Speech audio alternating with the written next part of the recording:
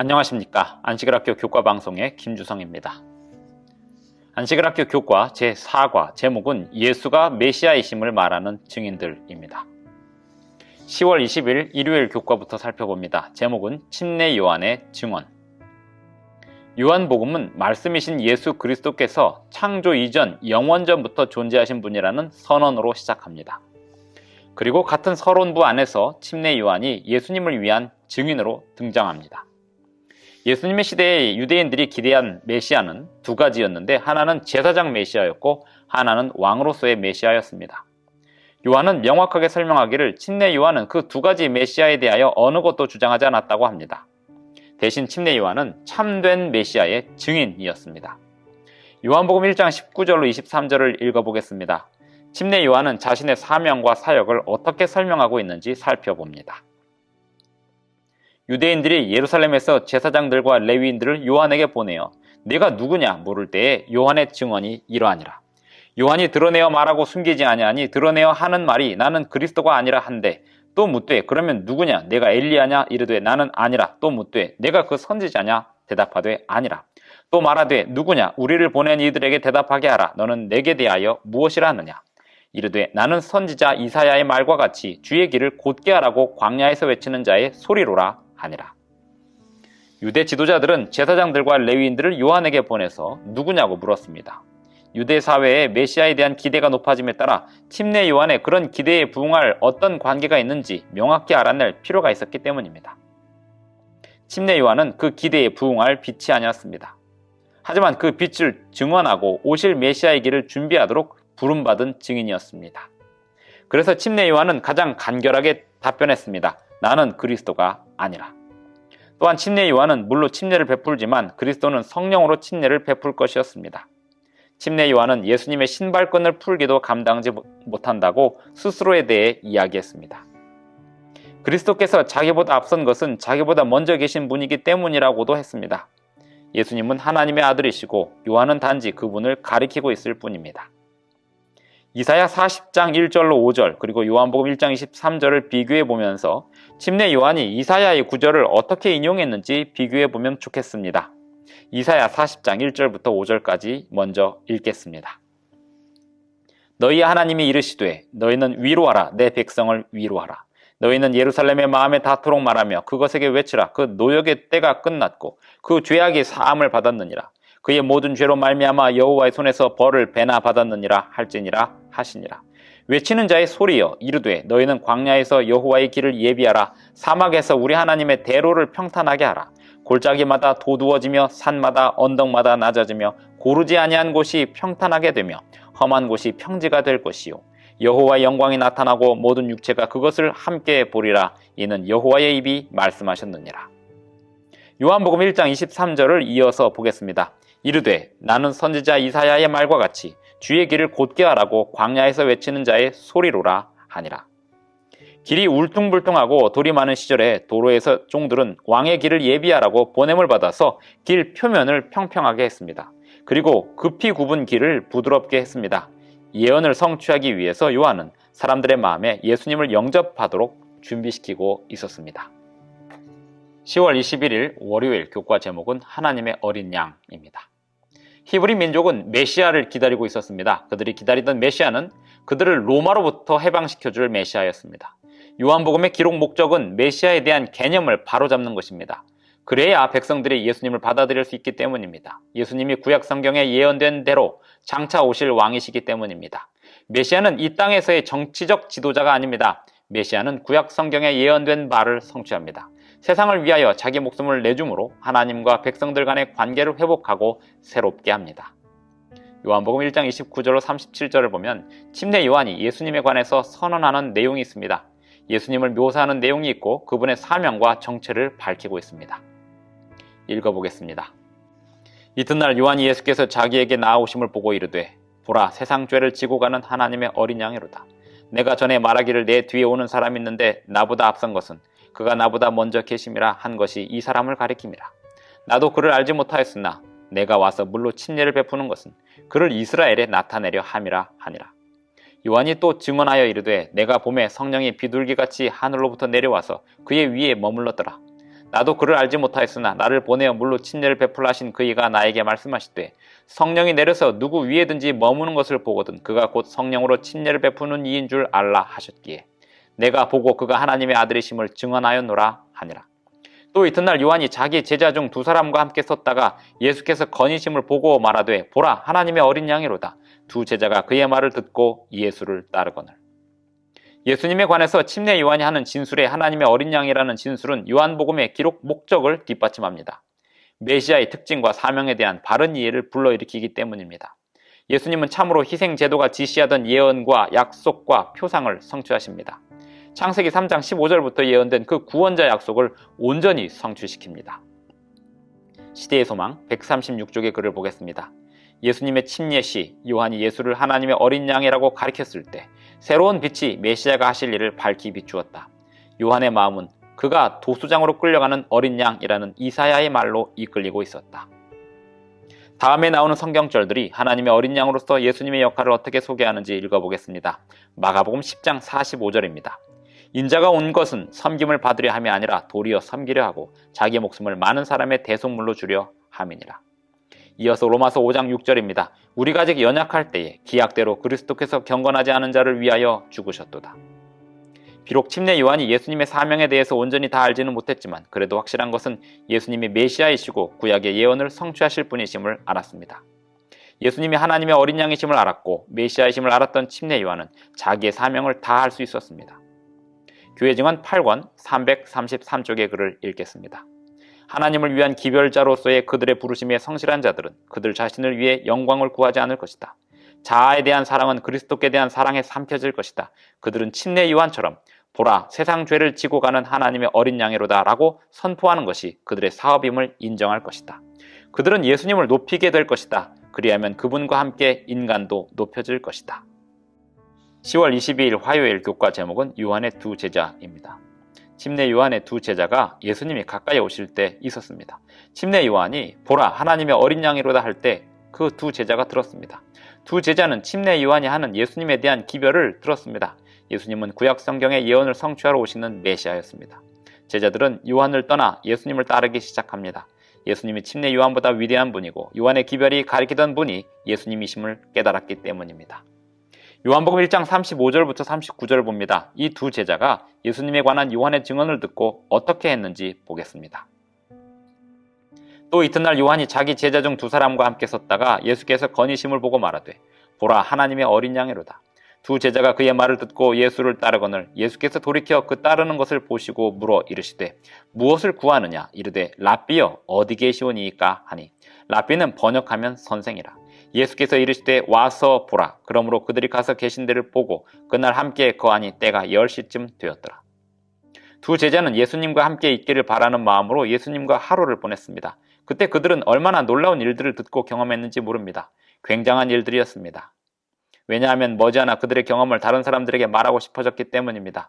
안드레가 그 두 제자 중에 하나였습니다. 즉시로 그 형제인 시몬에게 가서 말했습니다. 우리가 메시아를 만났다. 메시아는 번역하면 그리스도라.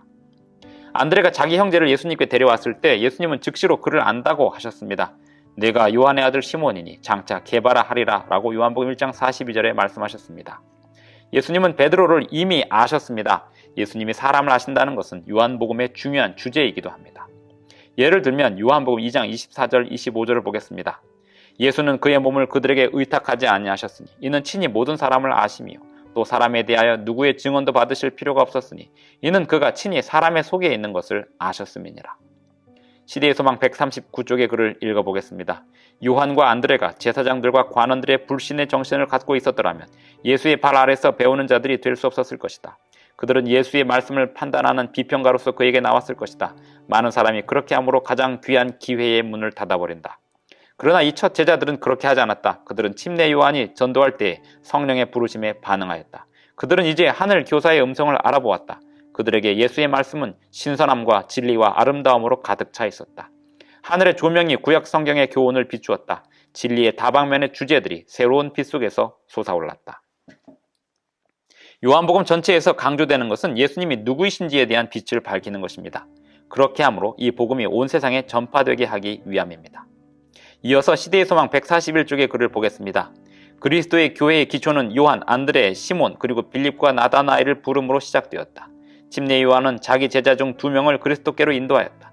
그러고 나서 그중 하나인 안드레가 그의 형제를 찾아 그를 불러 구주께로 인도하였다. 빌립은 부름을 받자 나다나엘을 찾으러 나갔다. 우리는 이러한 신뢰에서 우리의 인척과 친구와 이웃에게 직접적인 호소를 하는 개인적인 노력의 중요성을 배워야 한다. 10월 23일 수요일 교과 제목은 빌립과 나다나엘입니다. 요한복음 1장 43절로 46절을 보겠습니다. 빌립이 이미 예수님에 대한 믿음을 가지고 있었고 그 믿음을 가지고 있었음이 드러나고 있습니다. 43절부터 읽겠습니다. 이튿날 예수께서 갈릴리로 나가려 하시다가 빌립을 만나 이르시되 나를 따르라 하시니 빌립은 안드레와 베드로와 한 동네 베세다 사람이라. 빌립이 나다나엘을 찾아 이르되 모세가 율법에 기록하였고 여러 선지자가 기록한 그 일을 우리가 만났으니 요셉의 아들 나사렛 예수니라. 나다나엘이 이르되 나사렛에서 무슨 선한 것이 날 수 있느냐. 빌립이 이르되 와서 보라 하니라. 빌립은 안드레와 베드로처럼 베세다 출신입니다. 그는 친구 나다나엘을 찾아가서 예수님에 관해 이야기합니다. 침례 요한은 예수님을 하나님의 어린 양이라고 했습니다. 하지만 빌립은 예수님에 관해서 말하기를 모세가 율법에 기록했고 여러 선지자가 기록한 그 일이라고 했습니다. 거기에 덧붙여 나사렛 예수라고 했습니다. 빌립이 나사렛 예수라고 하는 바람에 그 친구로부터 날카로운 반응이 나오게 되었습니다. 나다나엘은 그 작은 동네 나사렛에 대한 편견을 가지고 있었던 것 같습니다. 확실히 왕은 그런 촌동네에서 나올 리가 없다고 생각했을 겁니다. 편견은 극히 사람의 시각을 어둡게 합니다. 빌립은 나다나엘의 마음 상태를 아마 눈치챘을 겁니다. 그래서 그 편견을 대하는 방법으로 고위 철학자나 신학자의 주장을 뒷받침으로 쓰는 게 아니라 진리에 대한 개인적 경험을 하도록 초청하는 방법을 택했습니다. 빌립은 단순하게 말했습니다. 와서 보라. 그리고 그게 통했습니다. 나다나엘은 그렇게 했습니다.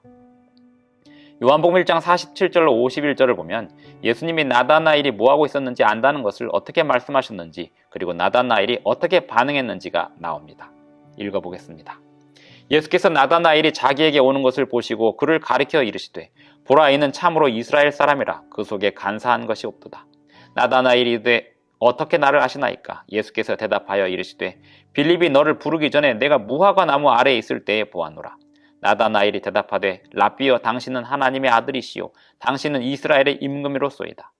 예수께서 대답하여 이르시되 내가 너를 무화과 나무 아래에서 보았다 함으로 믿느냐? 이보다 더 큰 일을 보리라.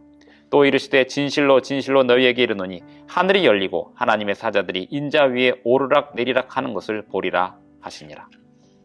빌립의 초청에 나다나엘이 구체적으로 어떻게 반응했는지에 대해서는 46절과 47절 사이에 있던 일인데 그 부분은 생략되었습니다. 나다나엘은 빌립의 초청에 응했습니다. 가서 보았습니다. 빌립에 대한 나다나엘의 신뢰는 그가 가진 개인적 편견을 뛰어넘었습니다. 그 순간에 그의 삶은 변화의 길에 들어섰습니다. 예수님은 나다나엘에 대해 좋은 말씀을 하셨습니다. 그 속에 간사한 것이 없는 이스라엘 사람이라고 부르셨습니다. 나다나엘이 예수님을 만나기 전에 가졌던 편견과는 대조됩니다. 나다나엘은 놀라서 반응합니다. 예수님을 이전에 만난 적이 없기 때문입니다. 예수님은 나다나엘을 보면서 무화과 나무 아래 있을 때 보았다고 하시므로 나다나엘을 간단히 설득하셨습니다. 예수님은 거룩하신 통찰력으로 나다나엘이 기도하는 것을 보셨습니다. 나무 아래에서 진리를 찾는 그의 기도를 들으셨습니다. 나다나엘은 예수님을 랍비, 하나님의 아들, 이스라엘의 왕이라 부르며 예수님을 높이는 고백을 했습니다. 얼마나 간단하고 적은 계시로도 이토록 큰 믿음의 고백이 나올 수 있는지에 대해 주목해 보시기 바랍니다. 10월 24일 목요일 교과 제목은 니고데모의 증언입니다. 니고데모의 증언은 요한복음의 핵심 주제를 어떻게 뒷받침할까요? 요한복음 3장 1절로 21절에서 니고데모의 경험을 살펴볼 수 있습니다. 요한복음 3장 3절로 8절을 읽어보겠습니다. 예수께서 대답하여 이르시되 진실로 진실로 내게 이르노니 사람이 거듭나지 아니하면 하나님의 나라를 볼 수 없느니라. 니고데모가 이르되 사람이 늙으면 어떻게 날 수 있사옵나이까? 두 번째 모태에 들어갔다가 날 수 있사옵나이까? 예수께서 대답하시되 진실로 진실로 내게 이르노니 사람이 물과 성령으로 나지 아니하면 하나님의 나라에 들어갈 수 없느니라. 육으로 난 것은 육이요 영으로 난 것은 영이니 내가 내게 거듭나야 하겠다 하는 말을 놀랍게 여기지 말라.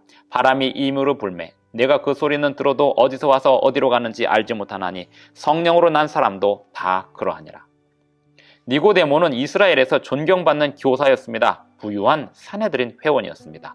그의 증언은 요한복음에서 몇 가지 이유로 매우 중요한 역할을 합니다. 그는 예수님을 랍비라 불렀습니다. 예수님의 거룩한 사명에 대한 증거로 표적과 기사를 언급했습니다. 그러므로 니고데모는 자기도 알지 못하는 사이에 예수님이 메시아라는 사실을 뒷받침할 만한 증거를 제공하고 있었습니다. 니고데모는 표적과 기사를 들어 예수님의 거룩한 사명을 이해한다고 생각했지만 그렇다고 해서 그것들이 구약 성경에 예언된 메시아가 예수님을 가리키고 있다는 것으로 깨닫지는 못했습니다.